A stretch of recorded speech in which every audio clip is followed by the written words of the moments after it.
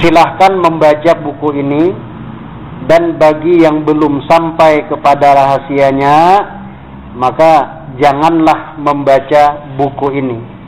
Sebab ya, buku ini adalah menceritakan hal-hal yang batin. Bapak-bapak yang dirahmati Allah, karena pelajaran inilah jalannya segala anbiya dan aulia yang saleh. Karena syariat dengan tiada hakikat maka hampa, dan hakikat dengan tiada syariat maka batal. Yakni perkataan ini sia-sia. Jadi bapak-bapak yang dirahmati Allah, dengan adanya demikian, amalkanlah ilmu hakikat itu, sekira-kira engkau tiada lagi berdiri dengan akuanmu, karena kamu itu sudah menyerah kepadanya. Sebab tiap-tiap kamu mengangkat takbiratul ihram itu, selalu kamu membaca wajjahtu dan seterusnya, maka kita ikatkan, yaitu seluruh jiwa raga kita ini kita serahkan kepada Tuhan semata-mata. Artinya tiada lagi yang ada pada kita. Inilah ajaran Datuk Sanggul atau Datuk Muning. Jadi kita tambahkan menurut beliau, yang sebenar-benarnya diri itu hayat atau roh. Tetapi jangan berhenti kepada roh saja. Coba tembuskan pandangan kita kepada zat dan sifat Allah. Kalau pandangan kita berhenti kepada nyawa saja, itu berarti kita salah memahami dalil yang satu ini, yang dimaksudkan jahiru rabbi fi batinu abdi, jahir Allah pada batin hambanya. Jadi bapak-bapak, ya, di sini saya garis bawahi, kan kebanyakan kita menyangka roh ini, ya kita inilah dia, roh kita ini. Tidak tembus pandangan kita bahwasanya roh itu adalah sifat zat. Bahkan tak berani kita mengatakan bahwasanya roh itu sifat zat itu sendiri. Jadi sekali lagi saya tegaskan kepada bapak-bapak, berani nggak mengatakan roh ini sifat zat? Ya, bapak-bapak semuanya berani. Kalau ada yang tak berani, tak apa-apa.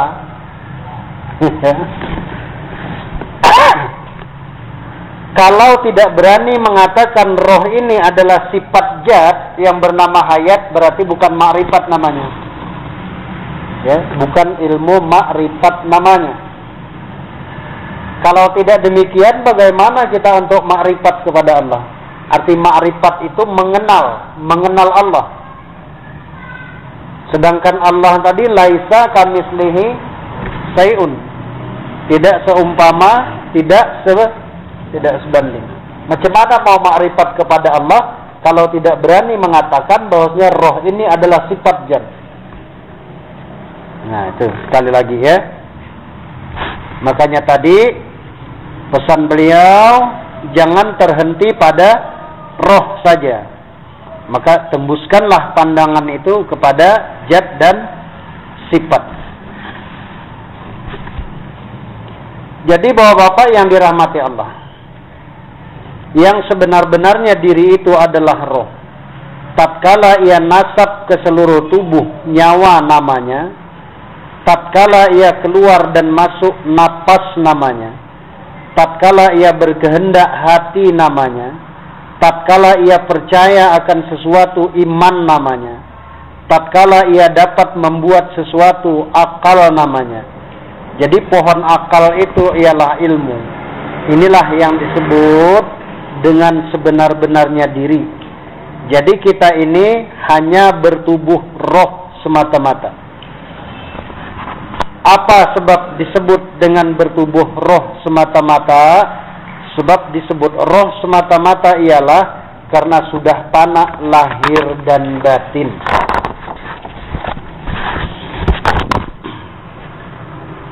Jadi sebagaimana firman Allah dalam hadis kudusi, al-insanu sirri wa ana sirruhu.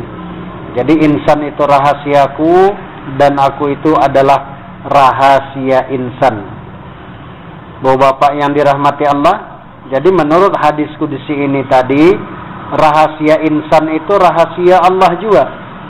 Jadi kalau sudah paham dan mengerti, hanya tinggal pelaksanaannya saja lagi.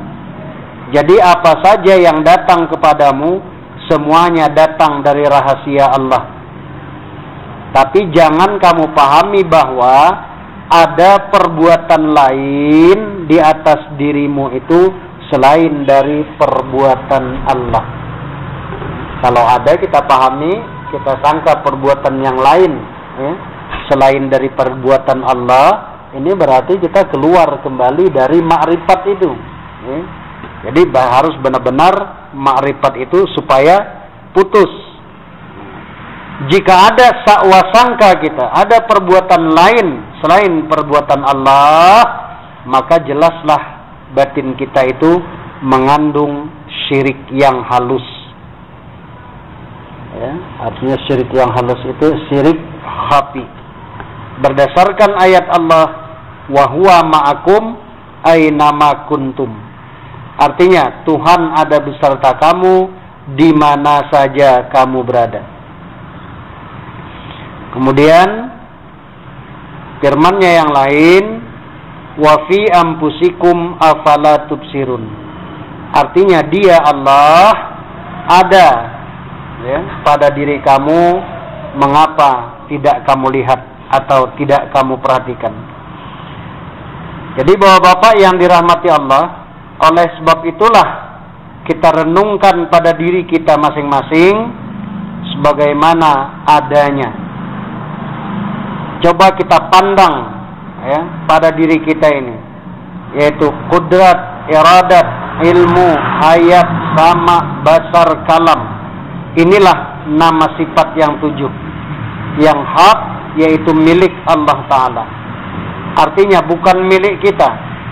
Yang berada di dalam diri kita ini semuanya adalah sifat dari sifat Allah Ta'ala.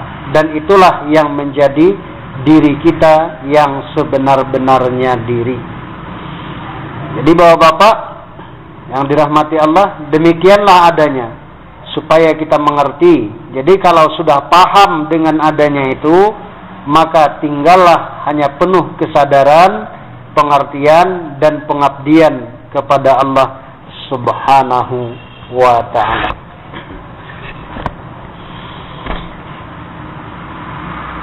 Disampaikan pula oleh beliau,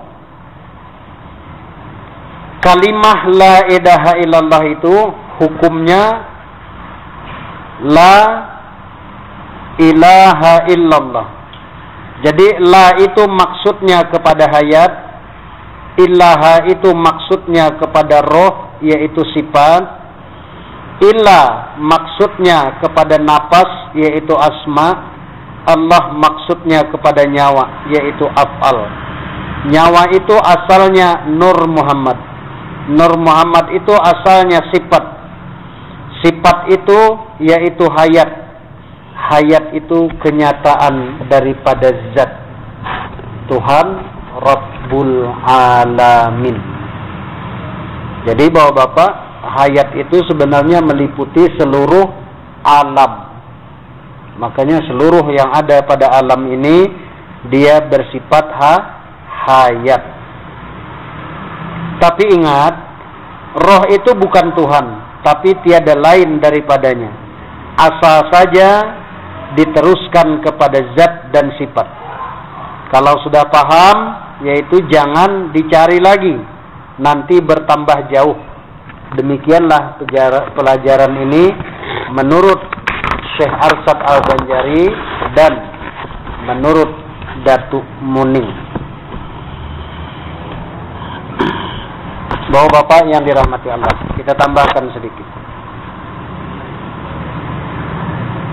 Ilmu hakikat ini sama juga dengan ilmu syariat. Tanpa diamalkan, maka juga sia-sia. Ya.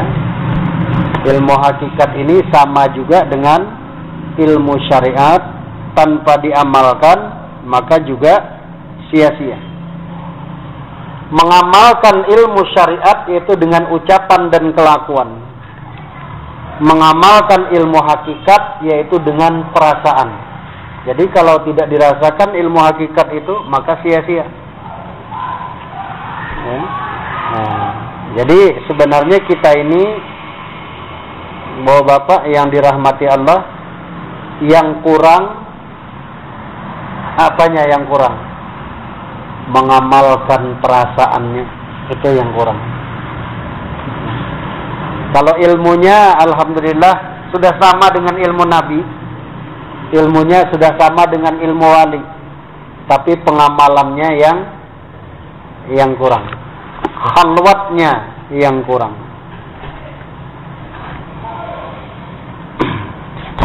Jadi makanya itu salat itu tidak mau menjadi diri kita. Ya, salat itu tidak mau menjadi diri kita. Sebab yang bernama salat itu adalah diambil dari nama Muhammad sebelum Muhammad, yaitu Ahmad. Jadi kembali lagi, alif, ha, mim, dal. Alif berdiri anasir api, ha yaitu ruku anasir angin, mim yaitu sujud anasir air, dan dal duduk anasir bumi. Jadi dari 4 anasir inilah dibentuk menjadi batang tubuh yang bernama Muhammad. Jadi yang dinamakan salat itu adalah Ahmad, yaitu roh. Yang mengerjakan salat itu adalah Muhammad, yaitu tubuh. Yang menyampaikan salat itu yaitu Nur Muhammad. Jadi kalau tidak menyatu roh dan jasad, macam mana tidak menyatu jasad dengan salat itu dengan kita? Jadi salat itu benar-benar rohani dan jasmani. Karena sebenar-benarnya Nur Muhammad itu adalah nur jat juga. Makanya itu awal Muhammad itu nurani, nyawa kita, sifat Allah Ta'ala. Akhir Muhammad itu rohani, hati kita, asma Allah Ta'ala. Jahir Muhammad itu insani, batang tubuh kita, af'al Allah Ta'ala. Batin Muhammad itu Rabbani, sir kita, jat Allah Ta'ala. Jadi salat itu adalah kenyataan jat, sifat, asma, dan af'al. Jadi kenyataan awal Muhammad, akhir Muhammad, jahir Muhammad, dan batin Muhammad. Itulah yang bernama Allahu Akbar. Allah Maha Besar. Jadi sekali lagi saya ulangi, ya. Maka amalkanlah ilmu hakikat itu, yaitu melalui zuqiyun. Karena hakikat ini adalah amrun zuqiyun, yaitu urusan perasaan. Jadi bukan urusan ucapan. Bagaimana kita, langsung saja saya katakan, bagaimana kita merasakan jat dari ubun-ubun sampai ke ujung kaki? Ngapain kita sebut roh lagi kalau sudah kita paham begini? Ya? Karena kalau hanya roh saja nanti terhenti ya Quran. Bagaimana kita merasakan jat dari ubun-ubun sampai ke ujung kaki? Jadi saya ulangi di atas tadi. Saya ulangi lagi, Bapak yang dirahmati Allah. Sekarang diri rohani itu jangan dicari lagi, karena yang bernama Allah itu sudah menjadi nyawa segala makhluk. Ini udah yakin enggak ini? Makanya itu kalau sudah tidak di tubuh lagi, apa kata orang? Datang dari Allah kembali kepada Allah. Inna lillahi wa inna ilaihi raji'un.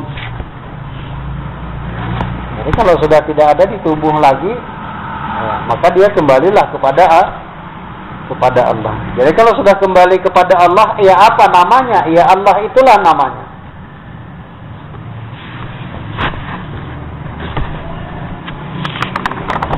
Jadi Bapak-bapak yang dirahmati Allah,